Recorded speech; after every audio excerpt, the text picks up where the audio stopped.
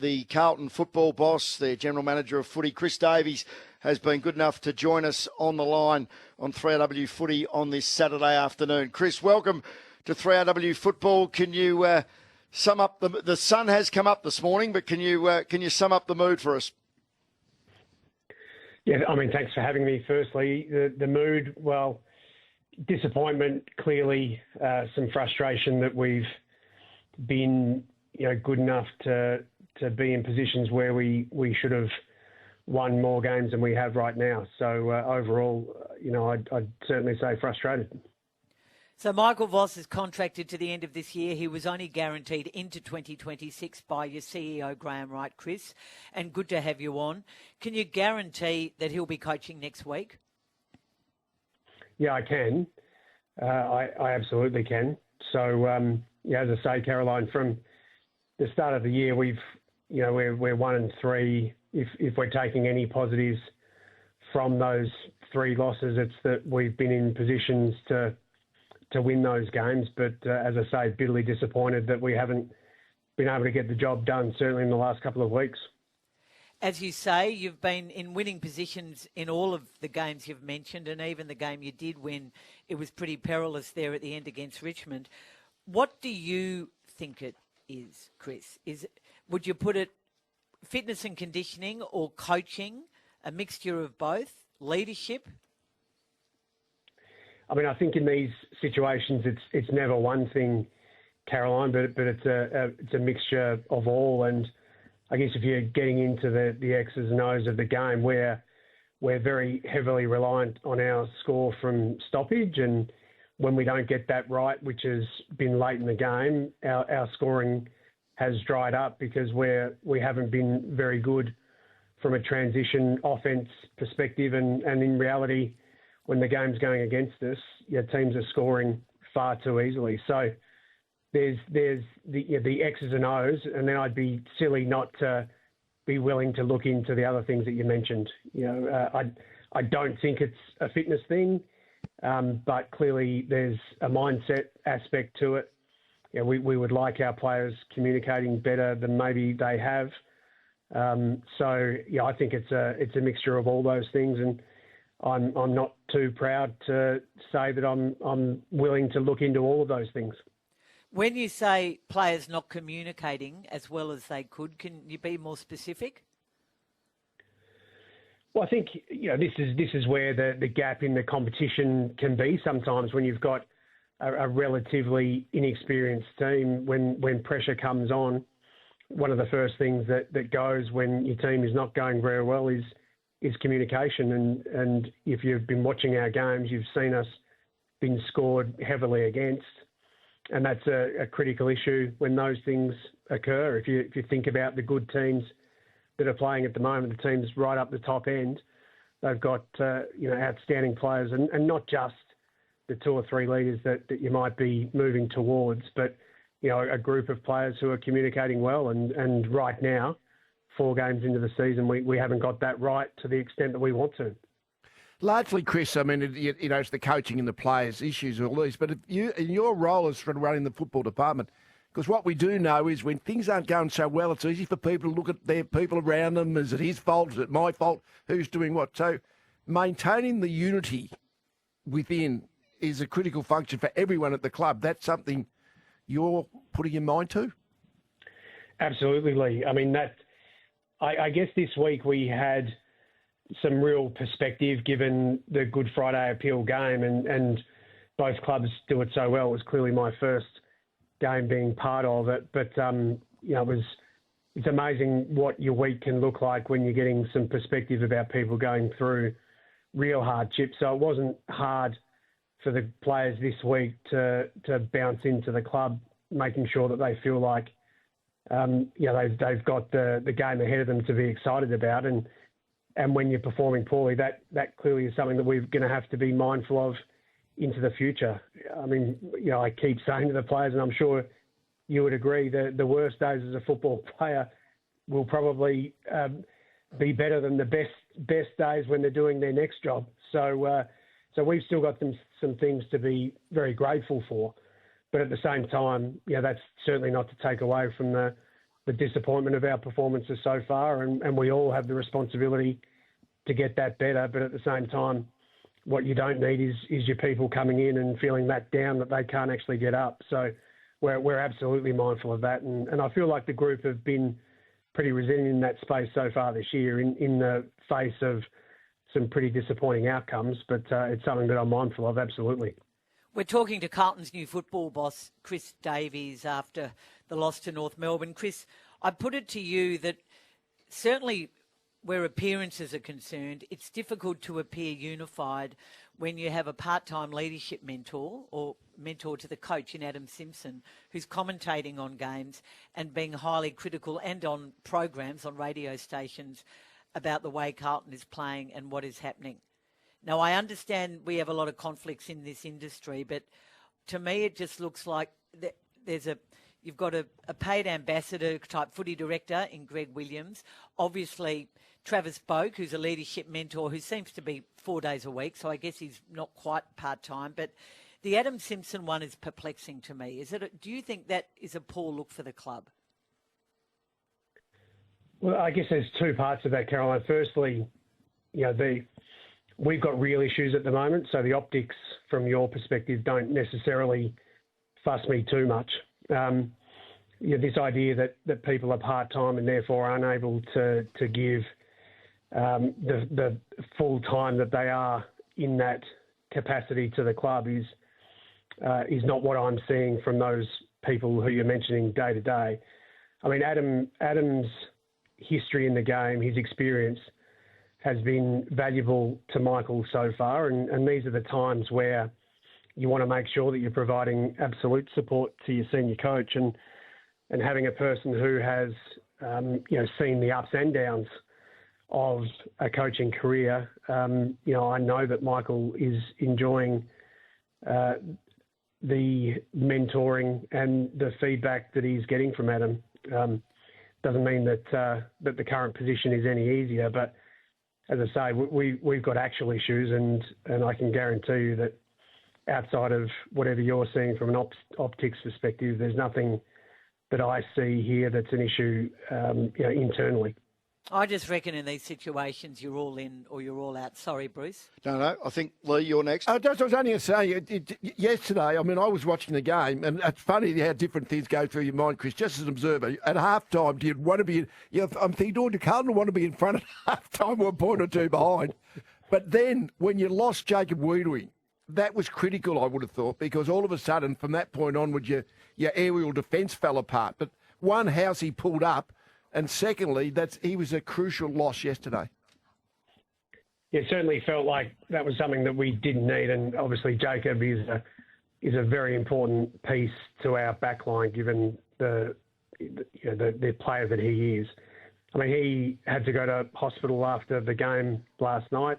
He was discharged late last night, but is obviously in concussion protocols now. But he's feeling a lot better today, thankfully. Concussed and had quite a bad sort of cut on the back of his head as well, where he copped that knee. So, look, he'll be out for the next game, and I think the game after that is 13 days, so he'll be touch and go for that. But we'll just have to work through that. I guess back to your initial point of whether we wanted to be in the position that we were at halftime. It was still thinking that we'd far rather be up than down at halftime, but it's clear that we've got to get the end of our games better, because you definitely can't be thinking that it's okay to be leading as late in the games as we have and being 1-3 right now.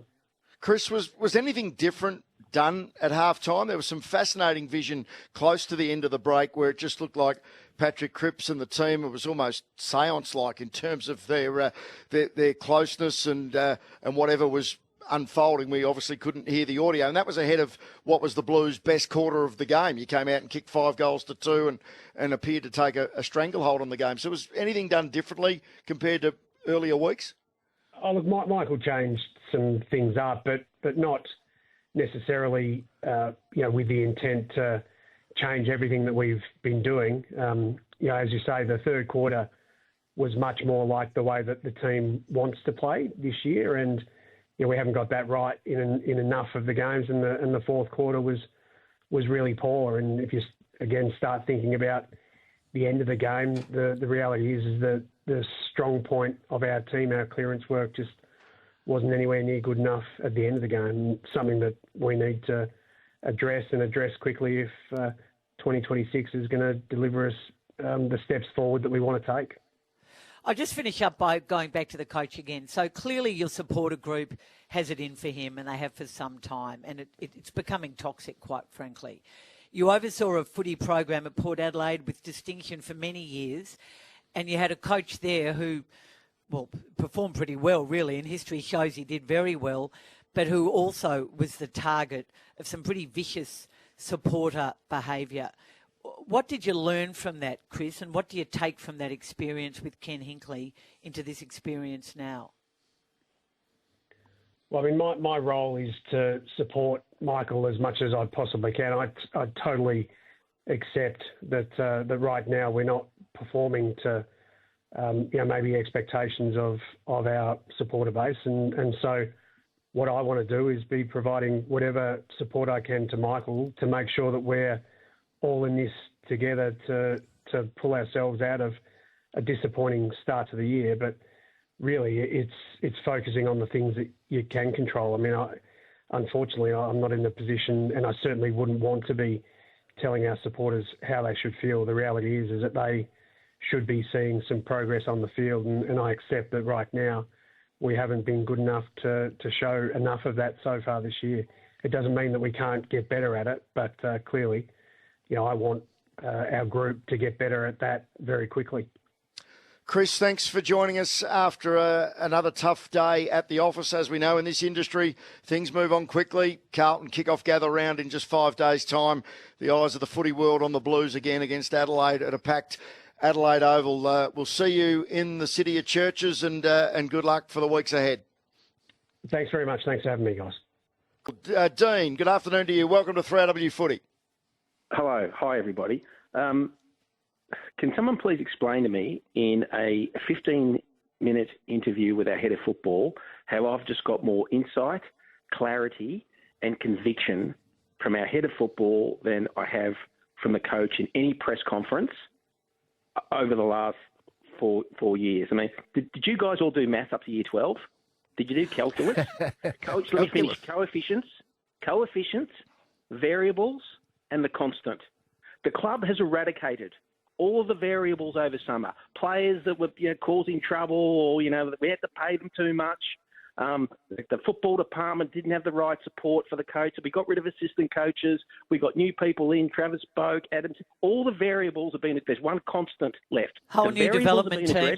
The constant is Michael Voss. Yep. The constant is Michael Voss. I actually reckon he's all right in his press conferences, to be honest. I don't think that's the problem. And I'm told, Monday to Friday is not bad. But I would question, I mean, do you think, Lee, in the last quarter, there are things that Michael Voss could have done with his midfield, for example? Oh, well, I mean, yeah, that is always an open question, Caro. But what I do see, late in the games when they're under pressure, the Carlton team, as a team, tend to freeze. And when you freeze, you react slowly, and compared to the opposition, you just look like you're a yard off the pace. Now, it is the conundrum of the fact that they're putting themselves in winning positions, but then losing. It kind of is like a double frustration, but they are putting themselves in winning positions. But, boy, they're having some terrible 10 minutes where and I always go to on-field leadership first and foremost, because the coach from outside can plan and plot. The players have to execute and react, in the second to what is going on. And I don't see the Carlton leadership bunch as a group holding that team together when they're fading, as is regularly happening in games late. Lee, purely on the optics, if you were advising Vossi, and we know you have a close relationship with him, would you be telling him to get back up into the box as well, rather than sitting down on the boundary? No, I wouldn't be telling him to do that. But this is a critical thing in footy, I reckon. The coach who decides to coach from the bench is putting his body language persona on show to everybody, including his players. More importantly, to his players and those around him. Now, that's where Vossy should be asking himself the question, and people around him who around Carlton. Is my body language on the bench a positive one, or do I look a bit tight? Do I look a bit tense?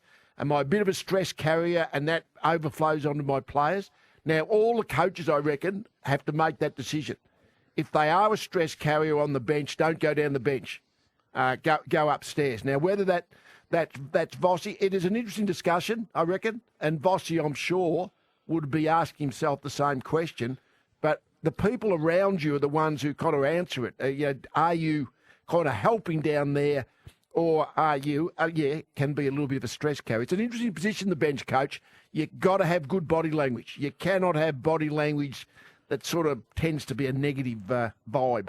A lot of Carlton people say to me, even just rank and file supporters, with seeing their coach down on the bench, they then like to see him engage with the actual players on the bench more than, and I know it's only selective shots that we see on the television footage, and if we're commentating a game, it's hard to see what the coach is actually doing in the dugout below us. But is that a fair point as well? No, I think so, yeah. I mean, that's right. We only see the coach at rare times. They'll show him on the bench. And most of the time when you see Michael on the bench, he tends to be sort of basically sitting there fairly quite passively. Like Craig McRae, for instance, you can see him visibly getting around his players. That's just the way he does it. Chris Fagan coaches from the bench, but he tends to just kind of sit there and observe. But I'm sure the reason they're on the bench is so they can communicate with their players. Because if you're not doing that player communication, you might as well be upstairs getting the better aerial view of what's going on. So it is an interesting concept, I reckon, footy, the whole bench coaching. And should you be down there, or you're better off upstairs? I guess each coach has to make that decision with those around him, I think, who would be advising him on that particular point.